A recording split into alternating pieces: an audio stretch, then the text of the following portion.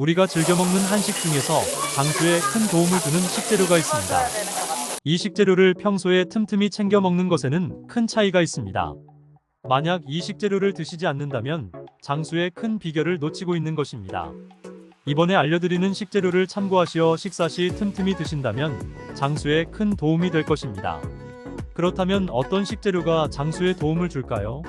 이를 제대로 파악하기 위해선 국내 장수 어르신들이 어떤 식습관을 가지고 있는지에 대한 대규모 연구가 필요합니다. 국내외에서 알아주는 노화 연구의 대가 박상철 전남대 연구석과 교수님께서 이것을 밝혀냈습니다. 박 교수님은 10년 이상 한국을 비롯해 전 세계에 살고 있는 100세 넘은 장수인들을 직접 찾아다녔습니다. 이들의 식습관을 면밀히 살펴본 결과 한국 특유의 장수 먹거리를 발견했습니다. 즉, 현대판 불로초를 찾은 것이지요.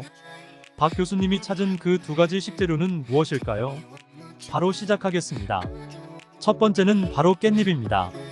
국내 최고 장수 지역인 구례, 곡성, 순창, 담양 등의 장수마을 주민들의 깻잎 소비량이 다른 지역에 비해 훨씬 많은 것으로 나타났습니다. 깻잎의 해독 성분을 현대의학 영양학의 관점에서 해석하면 베타카로틴의 효과로 여겨집니다. 베타카로틴은 항산화, 항노화 및 항암 성분입니다. 깻잎엔 베타카로틴, 백지당 9.1mg, 당근 7.6mg, 단호박 4mg보다 더 많이 들어있습니다. 부산대 식품영양학과 박건영 교수는 우리 국민이 즐겨 먹는 채소 30여 종의 암 예방 효과를 비교했습니다. 이 중 깻잎은 가장 강력한 항암 채소 중 하나로 밝혀졌습니다. 채소로는 드물게 칼슘 함량이 높다는 것도 깻잎의 장점입니다. 백지당 칼슘 함량이 211으로 칼슘의 왕이라는 우유의 거의 2배 수준입니다. 칼슘 섭취가 부족한 노인에게 깻잎나무를 추천하는 것은 바로 그런 이유에서입니다. 한방에선 들깨를 면역력을 높여주는 식물로 칩니다. 동의보감엔 우성질이 따뜻하고 독이 없다. 맛이 시고 기를 내려주며 간을 보한다. 들깨로 죽을 끓여 먹으면 기운을 돋워주고 몸을 아름답게 가꾸어 준다고 쓰여 있습니다. 들깨의 풍부한 오메가3 지방은 혈액순환을 도와 각종 영양분이 말초 혈관까지 원활하게 공급되게 도와주며 로즈마린산, 루테올린 등 항산화 성분이 많이 함유되어 있어 피부 건강에도 도움을 줍니다.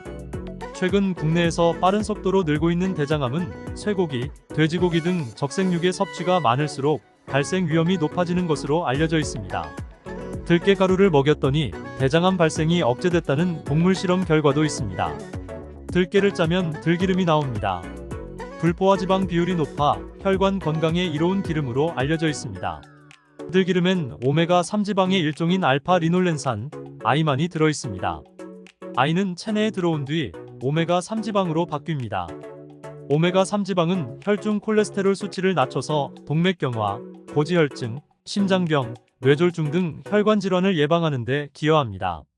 들기름이 최근 장수를 돕는 웰빙 식용유로 인기를 모으는 것은 이런 이유에서입니다.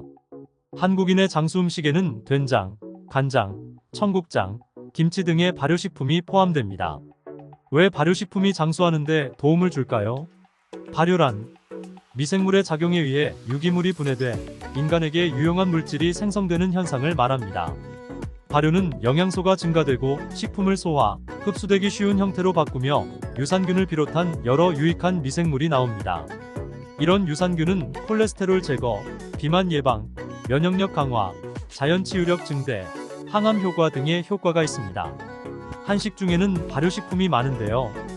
대표적으로 김치는 저칼로리, 알칼리성 음식으로 살아있는 유산균이 풍부하며 아미노산, 유기산, 포도당, 조섬유질, 비타민, 무기질이 다양하게 함유되어 있습니다. 김치를 먹으면 항암, 항염, 항바이러스 효과가 있음이 연구 논문으로 밝혀졌으며 장내 미생물 환경을 건강하게 유도함으로써 면역력을 강화할 수 있습니다. 된장도 장수 비결이 되는 음식입니다. 우리의 전통적인 발효식품인 된장과 막걸리는 건강에 좋은 많은 장점이 있습니다. 된장은 고혈압, 동맥경화, 심장병 등의 질환 예방에 효과가 있는 것으로 알려져 있습니다. 이는 된장이 혈액의 흐름을 원활하게 하고 노인성 치매 방지와 간 해독에도 도움을 준다는 것이 그 이유입니다. 또한 우리 고유의 술 막걸리는 몸에 유익한 유산균 덩어리입니다. 막걸리 한 병에는 요구르트 100병과 맞먹는 700, 800억 마리의 유산균이 들어있습니다. 식이섬유가 풍부한 막걸리를 마시면 대장 운동이 활발해져서 변비는 물론 심혈관 질환 예방 효과도 있습니다. 아울러 혈당을 감소시키고 혈중 콜레스테롤 수치를 떨어뜨리며 알코올성 간경화증도 예방해줍니다. 이러한 이유로 우리는 된장과 막걸리를 먹는 것을 권장합니다. 위 음식 외에도 건강한 장수를 위해선 박 교수님은 움직이라고 강조합니다. 선진국 100세인의 남녀 비율은 1대4, 1대7로 여성이 많은데 한국은 1대10으로 현격히 여성이 많다는 것입니다. 이는 한국 남성이 유난히 몸을 움직이지 않기 때문이라고 박 교수님은 말합니다. 박 교수님은 움직이는 것이 중요하다고 강조하고 있는데 이는 장수를 위한 운동뿐만 아니라 모든 연령층에게 적용되는 이야기입니다. 한국의 경우 남성의 운동 부족 문제가 여성보다 더 심각하게 나타나고 있습니다. 따라서 남성의 경우에는 특히 운동을 적극적으로 추천합니다. 운동은 건강과 정신적 안정감을 느낄 수 있는 효과가 있습니다. 또한 근력이 강해지면 일상생활에서의 부상 위험도 줄일 수 있습니다. 그렇다면 어떤 운동을 추천할까요? 걷기는 운동의 기본 중의 기본입니다. 산책을 하면서 즐거움을 느끼고 건강에도 좋습니다. 수영 역시 몸 전체를 사용하면서 근력을 키울 수 있는 운동입니다. 물속에서 움직이기 때문에 관절에 대한 부담도 적습니다. 요가는 몸의 유연성과 균형을 향상시키는 데 도움이 됩니다. 태극권 역시 운동량을 조절할 수 있는 운동 중 하나입니다. 하지만 운동을 시작할 때에는 체력과 건강 상태에 맞춰서 시작해야 합니다. 너무 고강도의 운동을 하면 부상을 입을 가능성이 있습니다. 또한 큰 목표를 세우기보다는 작은 목표부터 시작해서 천천히 달성해 나가는 것이 중요합니다. 예를 들면 매일 걷기 운동을 30분씩 해보는 것부터 시작할 수 있습니다. 이렇게 작은 목표부터 시작하면 운동의 즐거움과 효과를 더욱 크게 느낄 수 있습니다. 운동을 할 때에는 체력과 건강 상태에 맞춰서 시작하는 것이 중요합니다. 너무 고강도의 운동을 하면 부상을 입을 가능성이 있습니다. 따라서 운동을 시작할 때에는 천천히 시작하는 것이 좋습니다.